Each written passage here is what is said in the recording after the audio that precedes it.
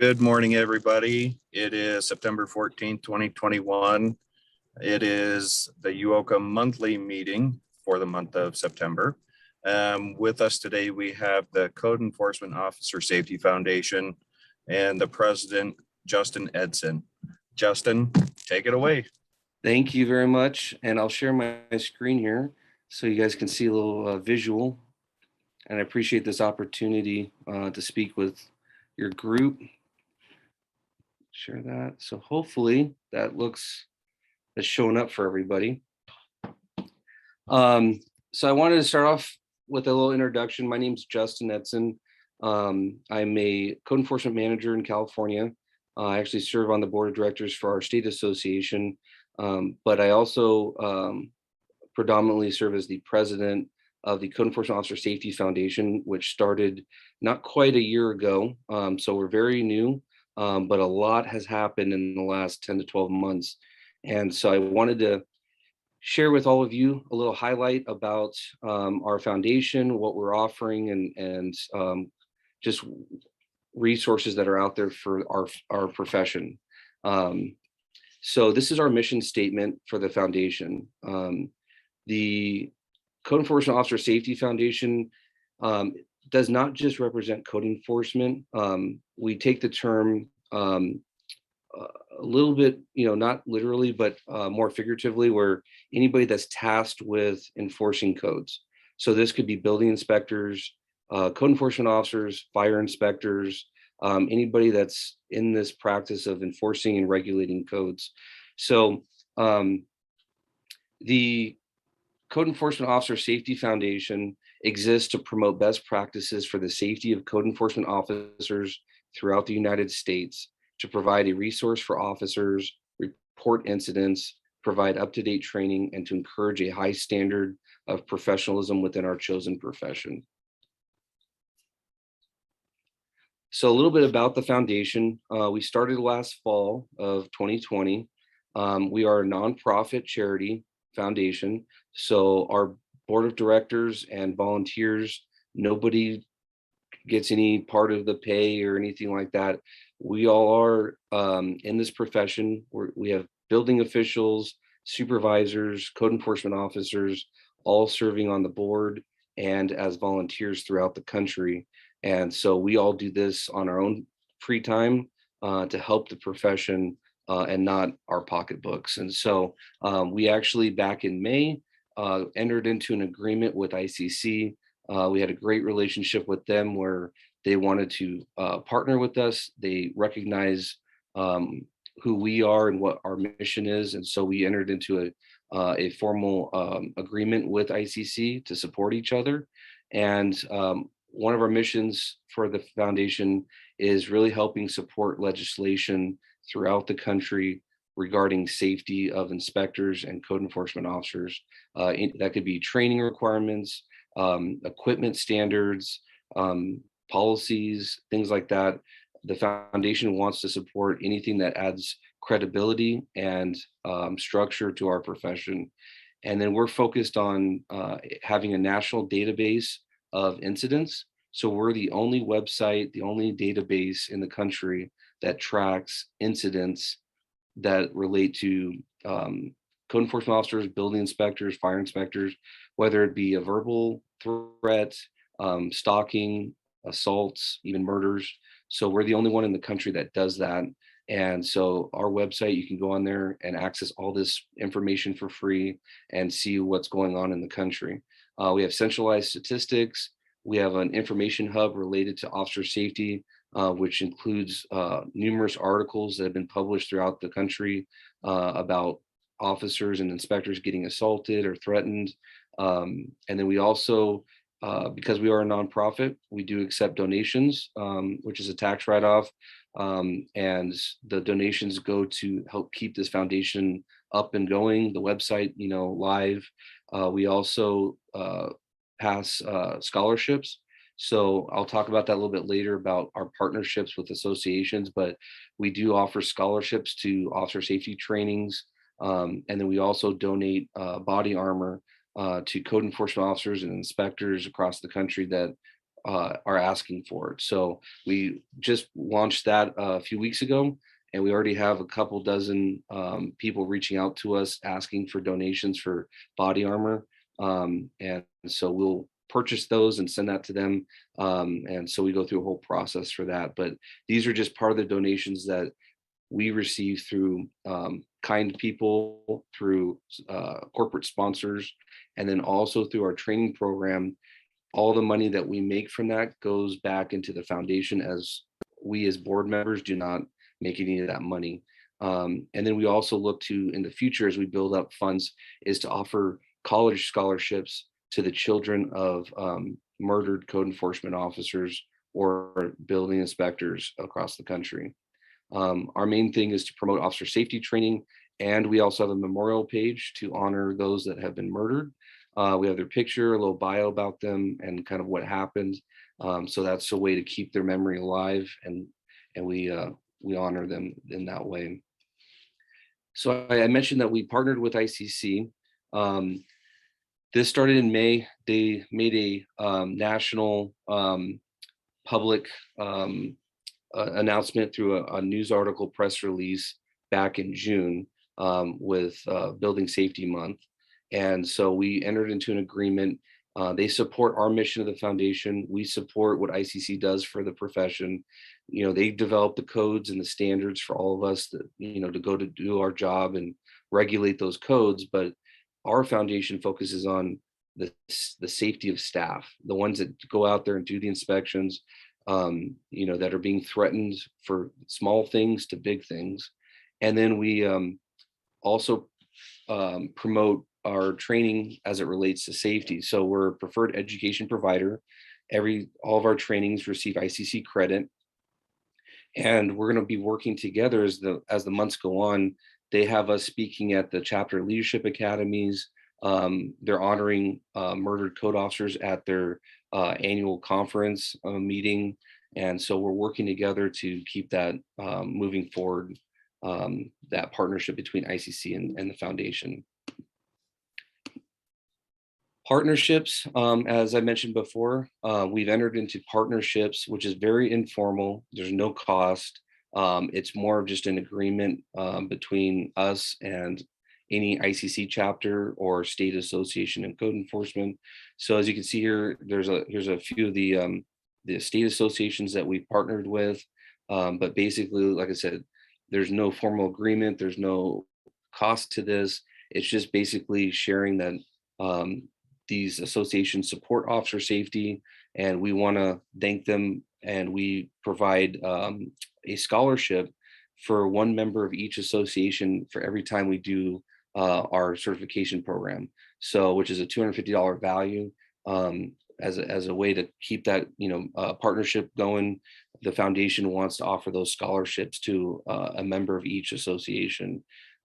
We put their logos on the website, our newsletters, and it shows support for this great nonprofit. So it's just a way that we can, you know, piggyback off each other and help promote our profession.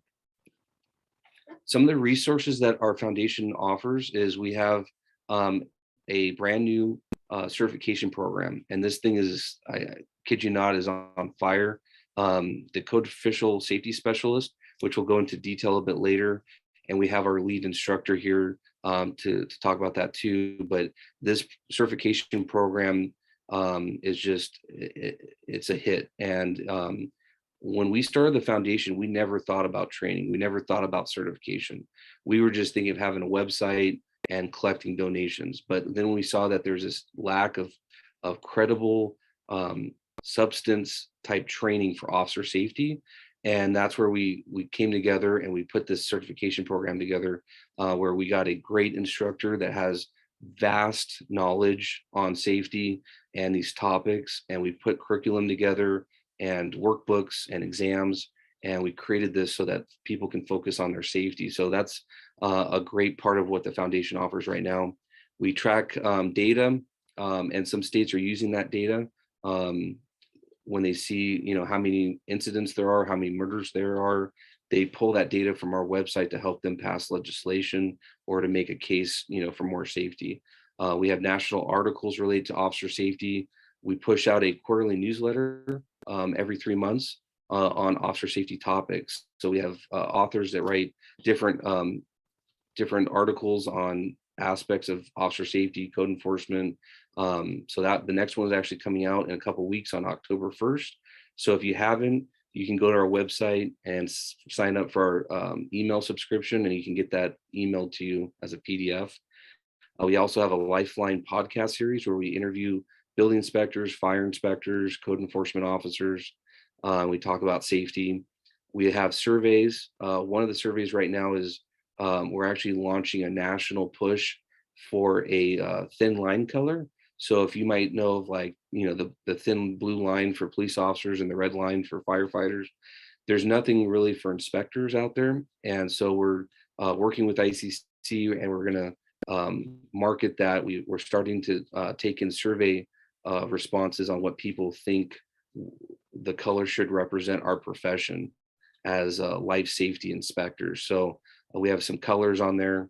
And then we also offer draft operating procedures and policy manuals. So I've had police chiefs, directors, building officials reach out to us and ask for copies of those so that they can edit it and make it work for their agency. So anything to help structure our profession. So we have those resources. All of that is completely free. It's just another resource that the foundation offers. So I want to get into some of the statistics, just so you guys can kind of see the big picture of what's going on in the country. Excuse me.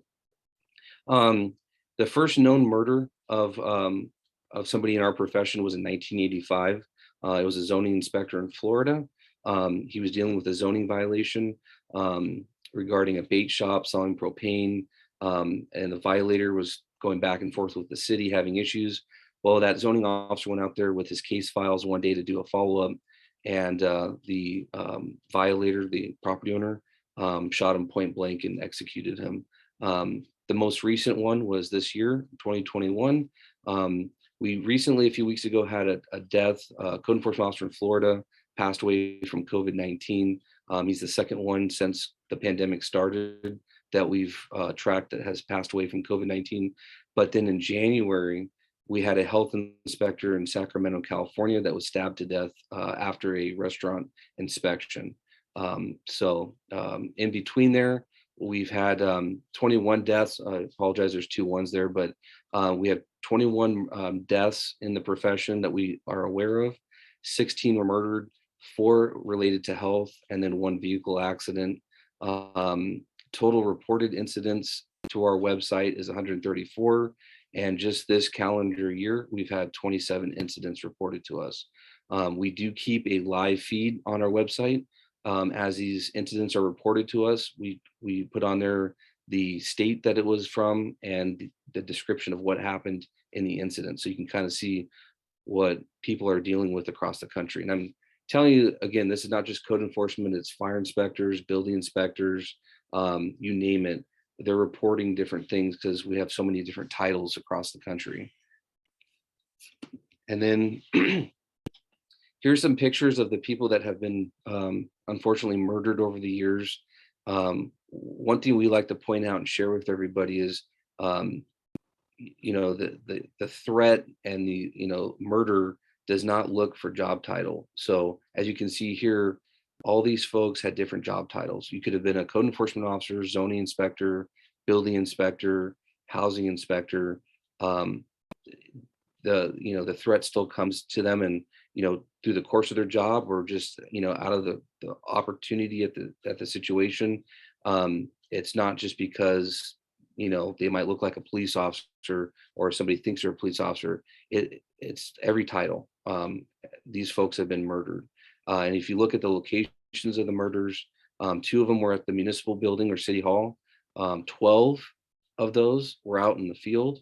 And then 1 was at their actual personal home where they were murdered with family members.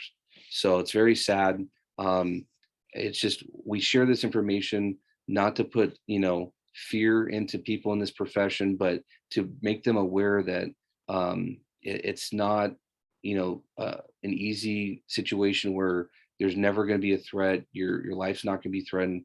We just have to stay on top of it and be aware of what's going on out there. And that's what this foundation is about, is bringing awareness that It's not an everyday thing, but we need to stay on top of it so that we can be as safe as we can, no matter what job title you're at, or if you're stuck at City Hall or you're out in the field doing inspections with a homeowner.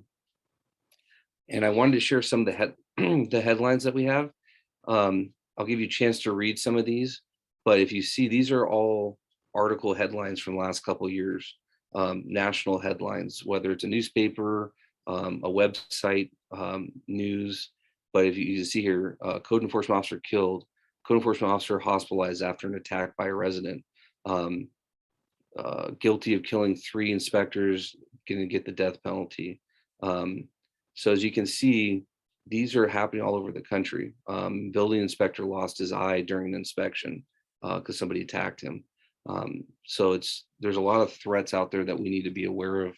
And then here's some more titles and headlines out there. Code enforcement officer ambushed after posting condemned sign. I mean, how many people here post condemned signs or red tags, stop work orders? In that case with Charles' case in Georgia, he went to post a red tag on the front door. He didn't knock. He wasn't talking to anybody. He went there just to post a red tag on the front door and walk away. And as he was walking to his truck, the guy came out and shot him multiple times with a shotgun. For what? Posting a red tag on the front door. So these are the things that we want to make clear to our profession, is that we have to just stay on top of this and be aware that we don't know what's going to happen each day. You can't become complacent and think every day is going to be the same red tag. We have to think, what we might be facing. So as you can see here, tons of threats, murders, assaults. There's been 2 documented risk assessments by insurance authorities for government agencies that have done an analysis of the risks that code enforcement officers are in doing their job.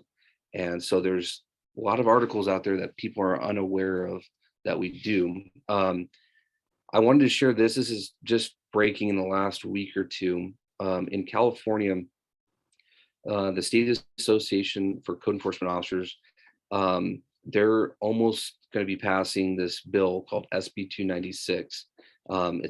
They've been working this whole year pushing this at Sacramento. They have a lobbyist, but the State Association pushed and drafted this bill. And this bill passed the assembly, and it's actually waiting for the governor to sign it right now. But SB 296 for the state of California would require that agencies have to do a risk assessment for inspectors and code enforcement officers for their agency. Based on the duties that they're assigned, they have to determine what level of training, equipment, policies that they need to have to be as safe as possible. So this is going to require by state law that every agency do this for officers and inspectors that regulate codes. So it applies to code enforcement officers, building inspectors, fire inspectors.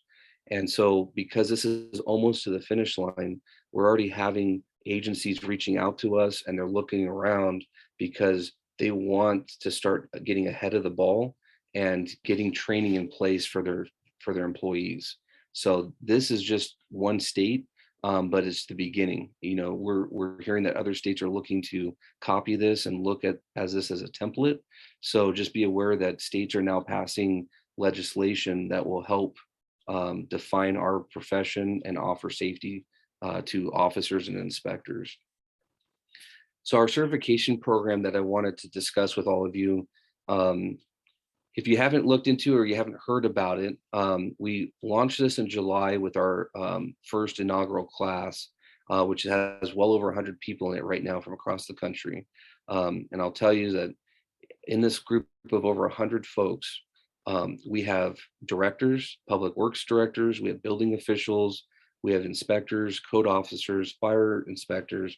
I mean, the whole list. We have tons of them in this group of over 100 people going through this and getting certified. So it's very humbling, and I know we're excited to see not just code enforcement officers going through this, but to have department directors and building officials also want to go through this and have their staff go through it. So it's 5 classes. They're 3 hours each. We're doing it virtually like a webinar, just like this. And you get ICC credits for it. because we're recognized by ICC. So I listed here the 5 topics that we go over. The first class is tactical mindset, and then we talk about fear management, verbal de-escalation, 3 phases of a contact, and then surviving a violent encounter. And when you look at these, I want you to picture and envision that these class topics and curriculum is geared towards our profession. This is not, hey, let's just copy a playbook out of, a police officer training guide. This is stuff that has been geared and tailored towards what code enforcement officers and building inspectors do on a daily basis. And it puts thoughts in their mind, things to keep them sharp. It's really a phenomenal program. And so these are some great topics. We're actually doing the 3rd one, verbal de-escalation. We have our next class tomorrow on that one. But these are the topics that we go over. Each of these classes includes a digital workbook. And these workbooks are 60 to 80 pages in length each, that you get to keep for your records. And it's got self-assessment in there. It's got different topics that you could read about, and it highlights. So you get to have that as a takeaway from these classes, beyond just the knowledge that you receive and the credits for attending. But it's great for no matter what your job title is. We even have front counter staff going to this. One agency sent their whole front counter team, permit techs, through that for the verbal de-escalation, how to talk to people, and things to look out for. So it's a great program that we're offering, and it's been a huge hit. So here's some quotes that we took from students in this first round. Some of the highlights: class is very well organized. Scott, who's with us today, is a great instructor. Excellent content, excellent instruction. I learned a ton. Thought-provoking, inspired me to work daily to improve my safety at all times. So these are the feedback that we're receiving from inspectors and directors about this great virtual training program that we have. And this is just a fraction of the feedback that we've received from folks. So some details on it. Like I said, I'm not here to make a business pitch to you. I'm a code enforcement manager by nature. I got a full-time job and a family at home, but we do this after work on the weekends. This is just our passion. So I'm not here to try to see how many tickets I can sell so I can go on a trip to Paris.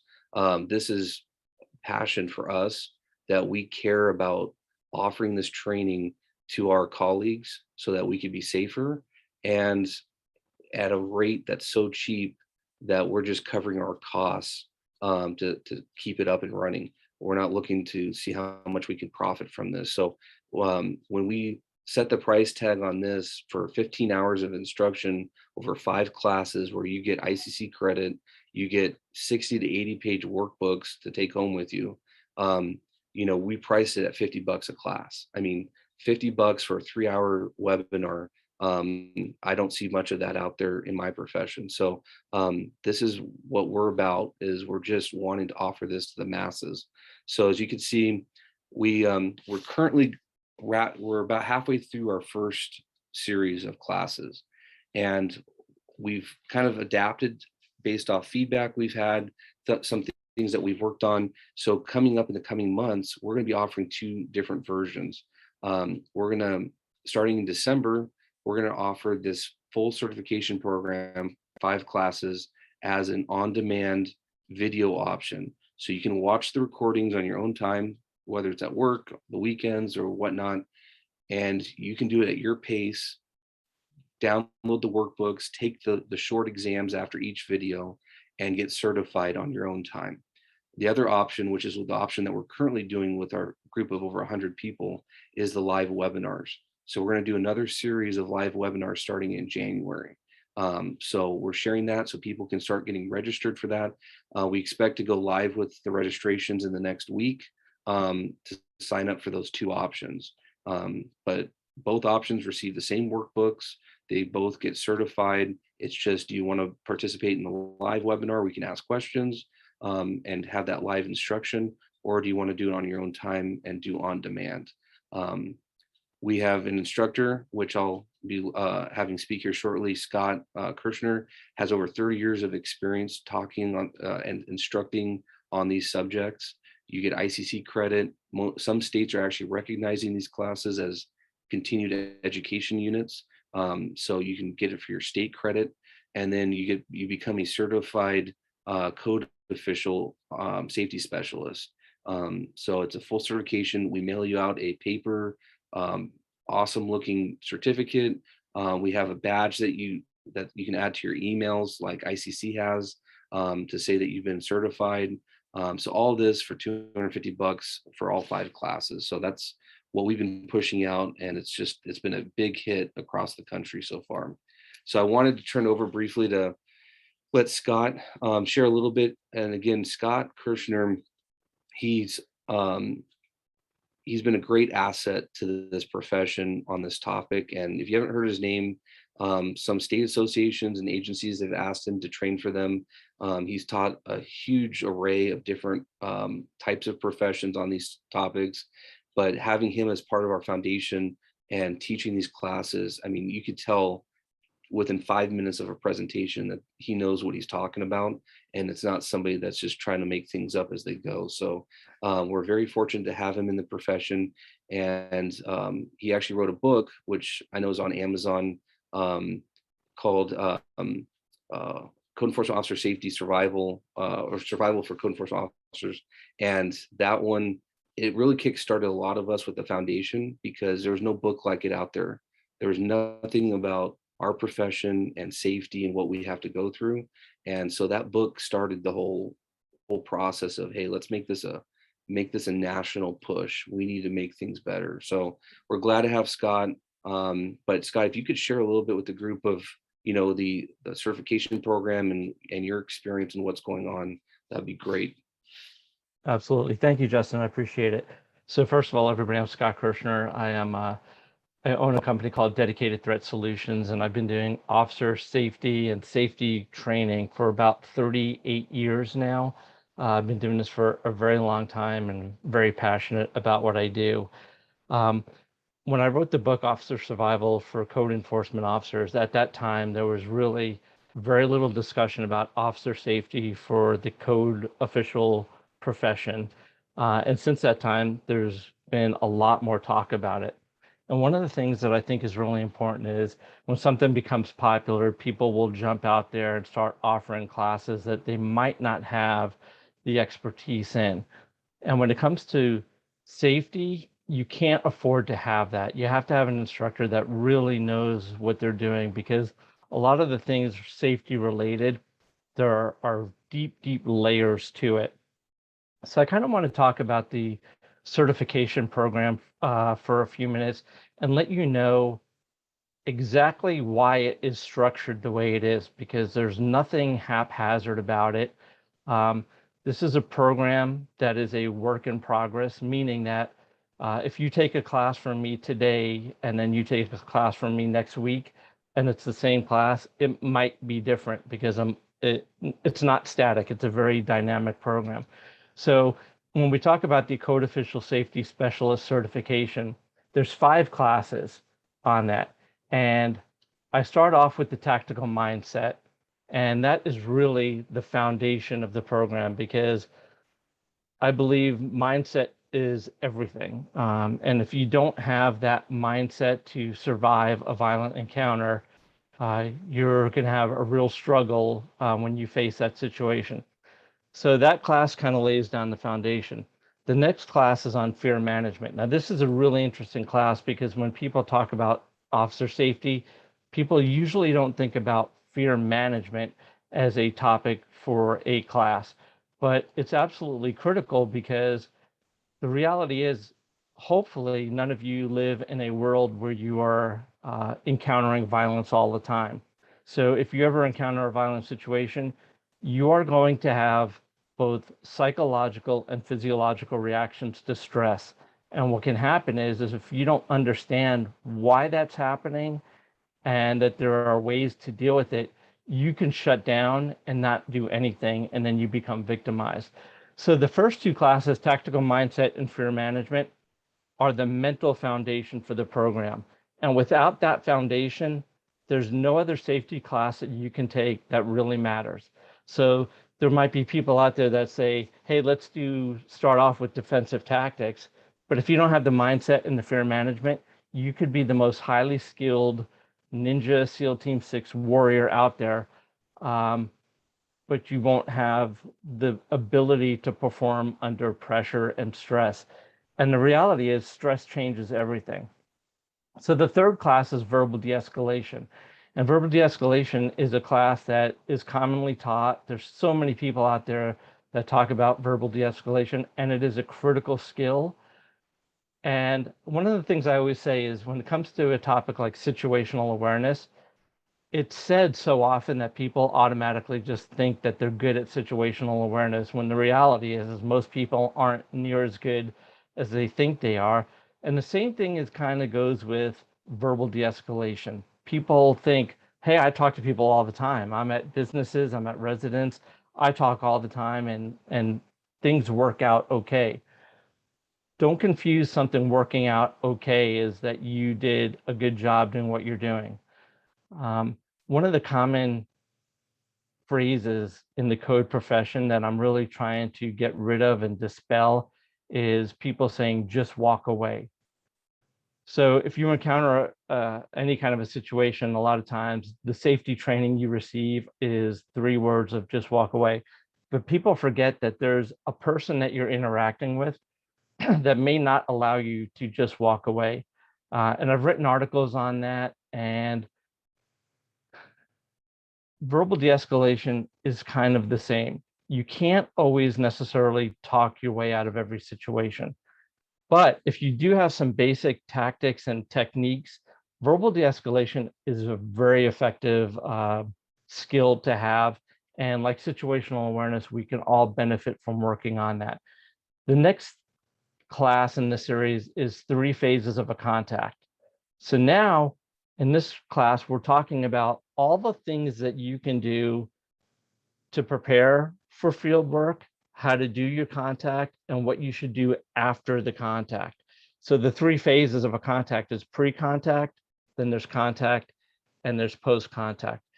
This is an important class because the vast majority of code professionals who've been killed in the line of duty are killed in the field. And of those who are killed in the field, overwhelmingly, the majority are killed with a firearm.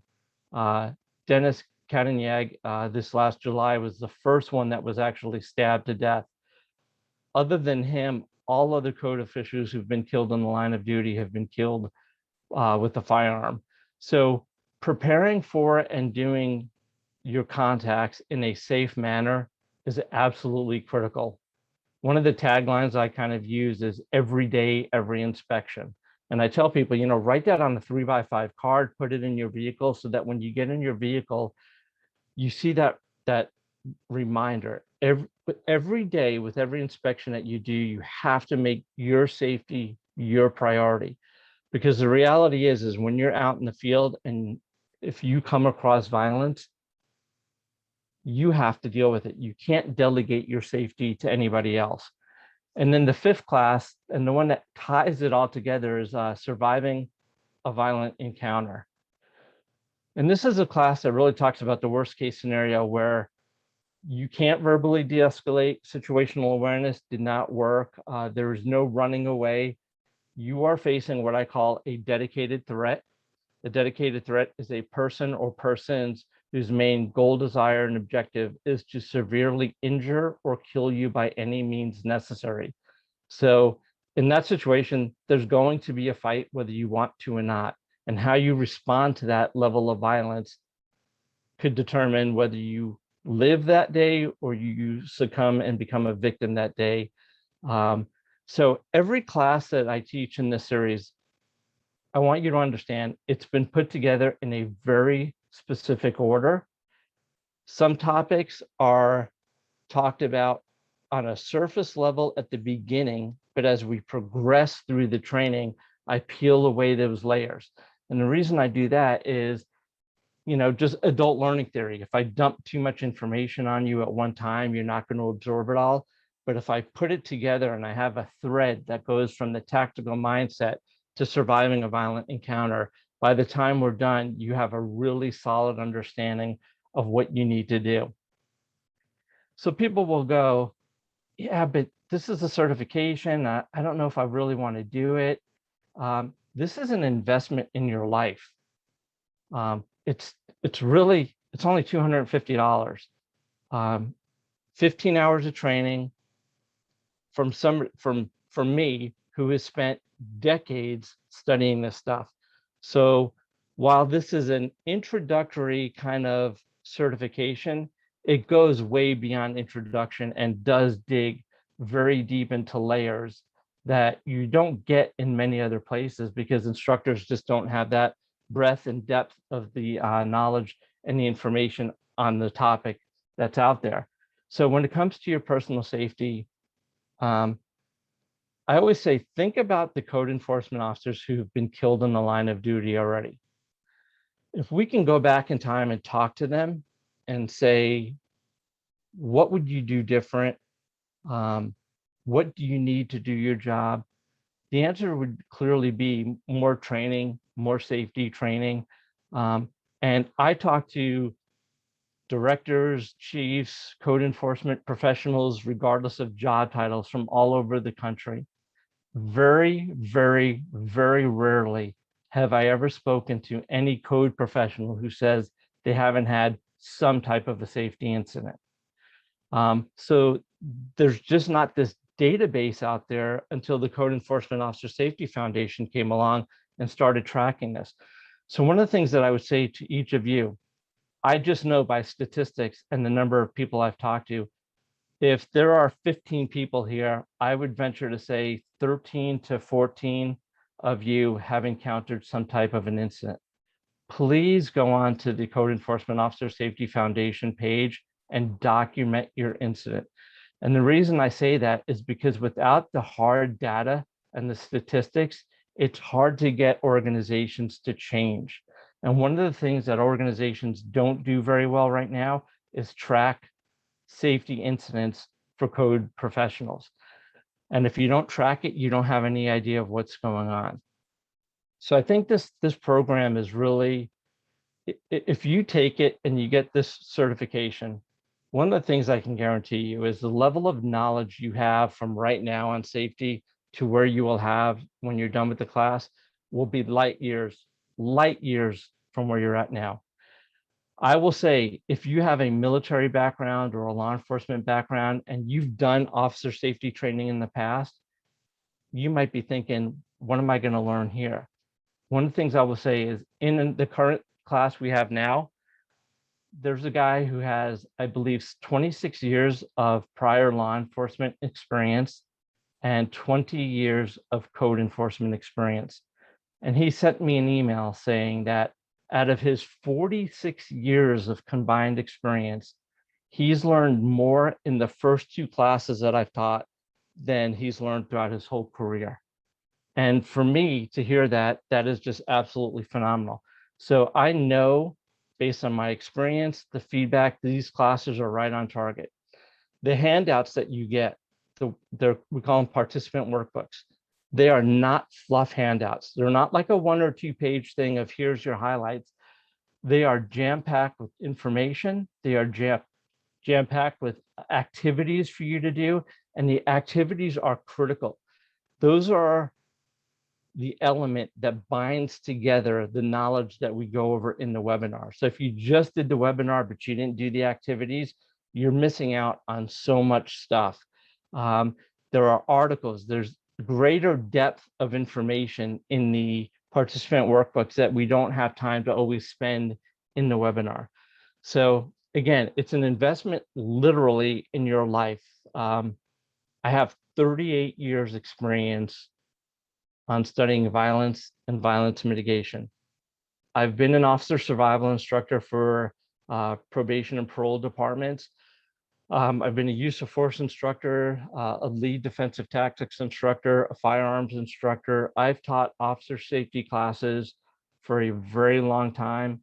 I've seen what stress does to people in force on force situations.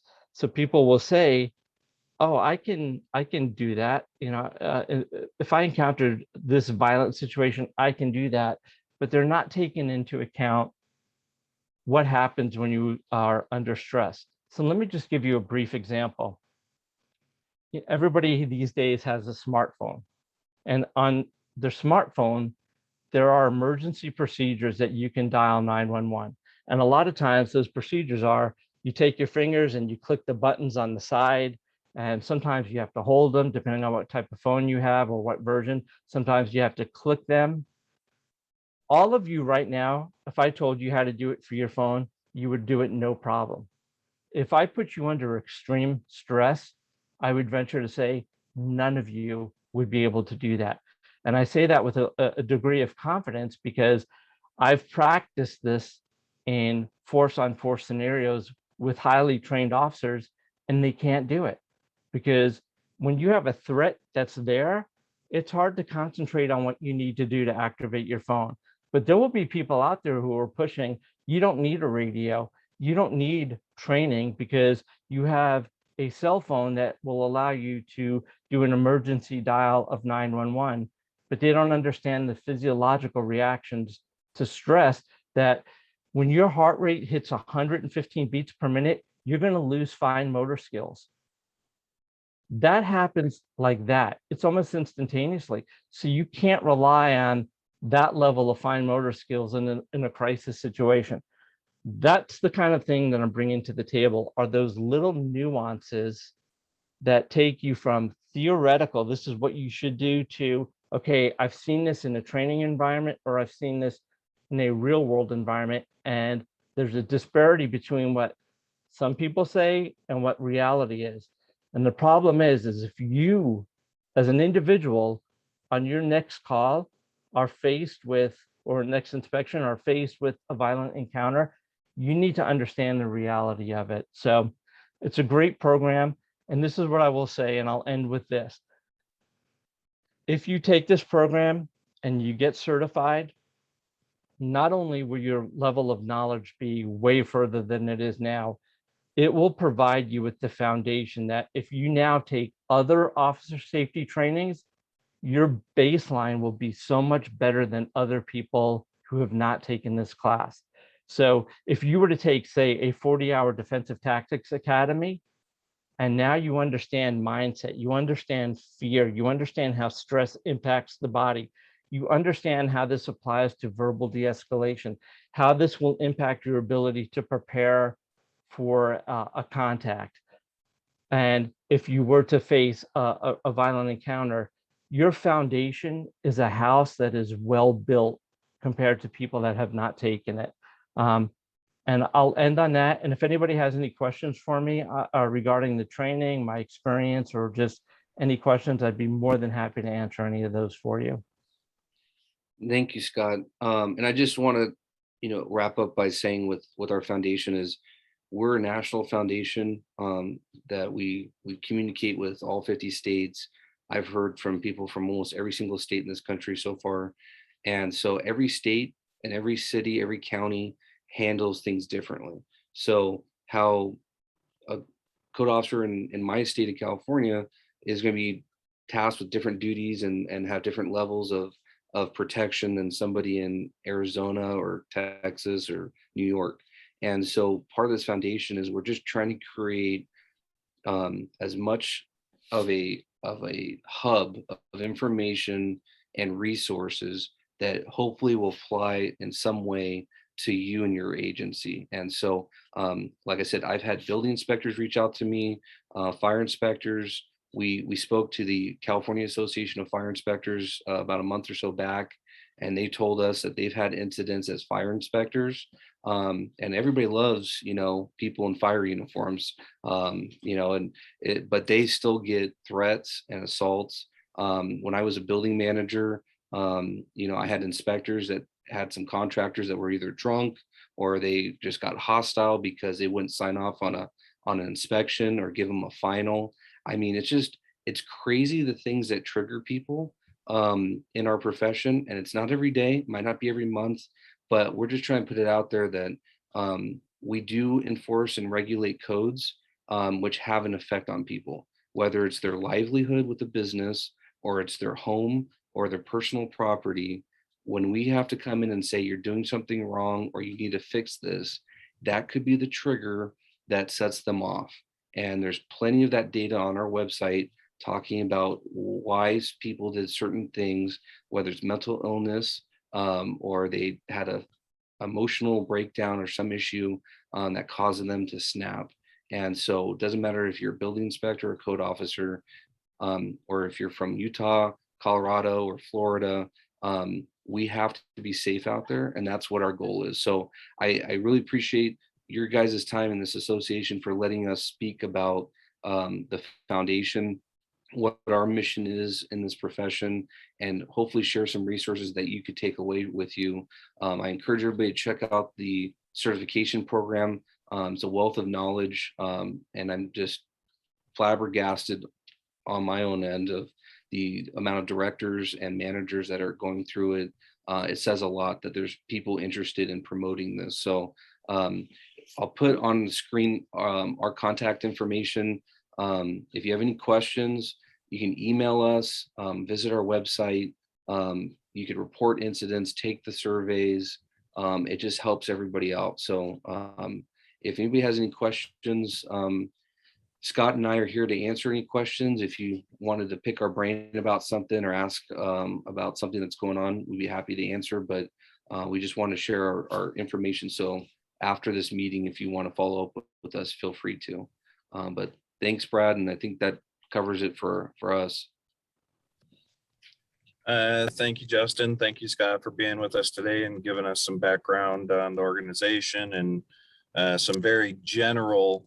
I know that the topic goes a lot deeper than this, but with time constraints and everything, I really appreciate your time and what your organization is trying to do for all of us around the country, not just in your home state of California. I just want to make a note to our members that on the UOCA website, we also do have a link to their website, the code officer safety website. So check that out. And then if anybody has any further questions, you can direct them towards myself, Justin, Scott, whoever, and we'll get you answers or anything. Does anybody have any questions before we end the meeting today?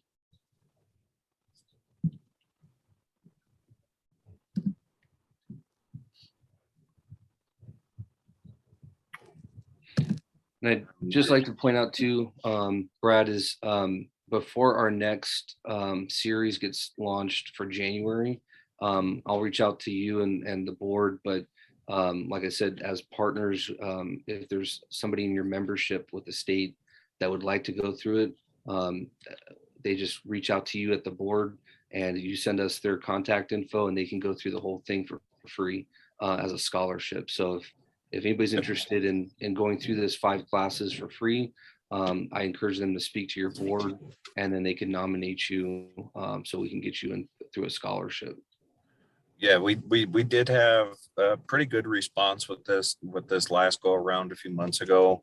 Unfortunately, there can only be one. So I think we had probably 7 or 8 applicants.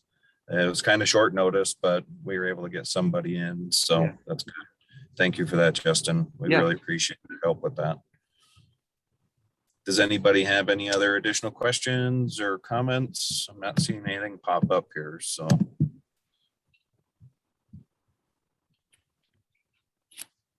Okay, I'm gonna go ahead and stop the recording.